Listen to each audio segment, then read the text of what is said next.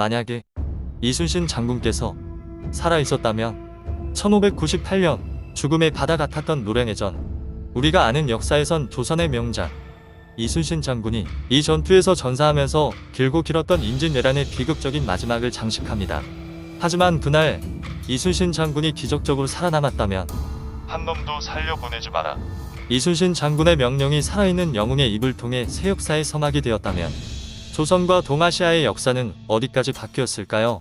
노량해전의 거친 포성은 잦아들었지만 패주하는 왜군들은 한반도 전역에 걸쳐 아직 완전히 정리되지 못하고 상계되어 있었습니다. 이순신 장군은 여기서 승기를 놓치지 않았습니다. 그는 명나라 장수 진림과 함께 남은 왜군들을 단 한 명도 남기지 않겠다는 기세로 끝까지 끈질기게 추격하기 시작합니다. 그 추격의 끝은 바로 대마도였습니다. 대한해협을 거센 물살을 넘어 마침내 도착한 대마도. 그곳은 이미 7년에 걸친 전쟁에 처참하게 피폐해져 있었습니다. 오랜 전쟁에 지칠 대로 지친 외병들과 민간인들이 뒤섞여 혼란스러운 상황이었죠. 더 이상의 거센 반격은 거의 불가능했습니다. 조명연합군은 예상보다 손쉽게 대마도를 점령했습니다. 그리고 그곳을 앞으로의 전진을 위한 아주 중요한 거점으로 삼아 재정비에 들어갑니다. 병사들은 숨을 고르고 군선은 정비되고 보급품은 비축되었습니다. 하지만 이순신 장군은 여기서 만족하지 않았습니다. 그의 시선은 이미 대마도 넘어 일본 본토를 향하고 있었습니다.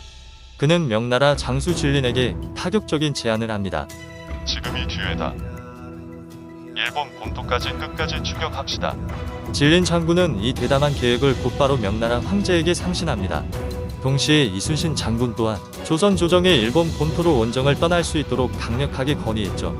일생일대의 기회라고 판단했을 겁니다. 명나라 황제는 뜻밖에도 이 제안을 아주 긍정적으로 받아들였습니다. 당시 일본은 최고 권력자였던 도요토미 히데요시가 죽고 어린 아들 히데요리가 남겨지면서 심각한 지도력 부재 상태, 거대한 정치적 공백에 빠져 있었습니다. 이 혼란의 틈을 노려 규슈 북부까지 치고 들어갈 수 있다는 가능성, 이는 명나라에게도 매력적인 제안이었습니다. 조선 조정은 처음엔 망설이고 주저했습니다. 하지만 명나라 황제의 승인 통보가 오자 더 이상 반대할 명분이 사라졌죠. 결국 조선 조정 또한 일본 본토 원정을 마침내 승인하게 됩니다. 역사적인 결정이었습니다. 대마도에서 전열을 완벽하게 정비한 조명연합군, 그 거대한 함대가 마침내 스시마 해협을 넘어 일본 본토 규슈 북부로 상륙합니다. 어떻게 이런 대규모 원정이 그것도 임진왜란 직후에 가능했을까요? 당시 규슈 북부는 강력한 다이메였던 시마즈 가문의 중심지였습니다. 시마즈 가문은 정유재란 때 약 1만 명에 달하는 대규모 병력을 조선에 파견했습니다. 그 결과 본거지인 규슈의 방비는 그야말로 허술했고 전투에 참여했던 주력 병력은 조선에서 괴멸적인 피해를 입고 크게 손실된 상태였습니다. 신장공기와 같은 기록에서도 시마즈 가문이 조선과의 전투 이후 막대한 피해를 입어 재정비가 절실했다는 사실을 확인할 수 있습니다. 조명연합군은 이 절호의 틈을 놓치지 않았습니다.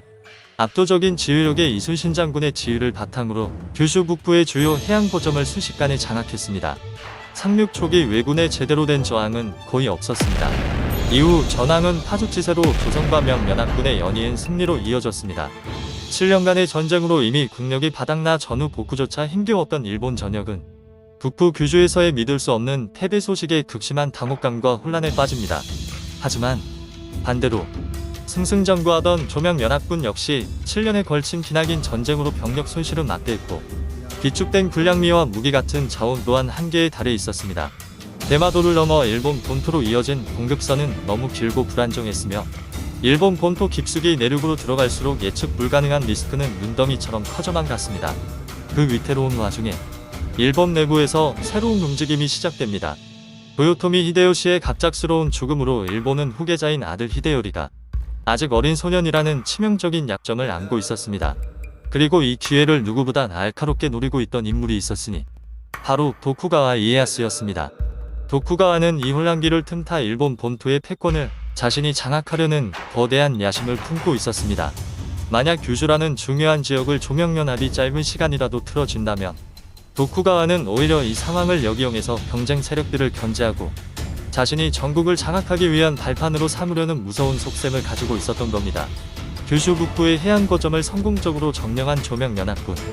과연 그들은 이 기세를 몰아 도쿠가와의 움직임 속에서 일본 본토 깊숙이 전쟁을 계속 이어갈 수 있었을까요? 아니면 예상치 못한 어려움에 부딪혔을까요? 도쿠가와의 거대한 반격은 이제 막 시작될 참이었고, 조선과 명은 이 기나긴 전쟁을 과연 어떻게 어디까지 끌고 갈 것인가에 대한 아주 중요하고 어려운 새로운 선택의 기로에 서게 됩니다. 자, 여기서 과연 조선과 명나라 연합군은 규슈 전체를 넘어 일본 본토 깊숙이 진격해서 결국 일본을 장악할 수 있었을까요? 아니면 도쿠가와 세력에 밀려 대마도로 후페우 보급 문제에 부딪혀 역사 속 상상으로만 남게 되었을까요? 당신이 이순신 장군이라면 이 상황에서 다음 역사를 만들기 위해 과연 어떤 결정을 내렸을 것 같나요?